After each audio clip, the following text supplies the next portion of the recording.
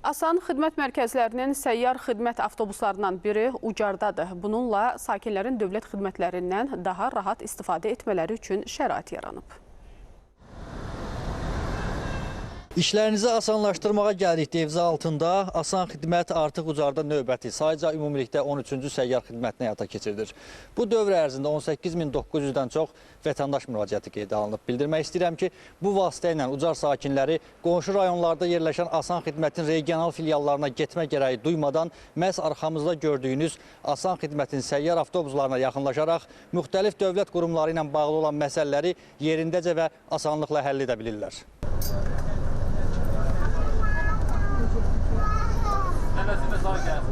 Şəxsiyyət vəsiqəmin vaxtı bitdiyi üçün müraciət etmişəm. Artıq müraciətdən keçmişəm. Çox asanlıqla şəxsiyyət vəsiqəmin yenilənməsini təmin edildi. Belə xidmətlər bizim üçün, rayonumuz üçün, xalqımız üçün çox əlverişli və asandır. Səyyar şəkildə göstərilən xidmətləri Ədliyyə və Daxili İşlər Nazirlikləri, Dövlət Sosial Müdafiə Fondu, Əmlak Məsələləri Dövlət Xidməti təqdim edir. Əmlak məsələsi ilə, torpaq məsələsi ilə müraciət eləmişəm. Çox yaxşı, məmnuniyyətlə, səmimiyyətlə qəbul ediblər.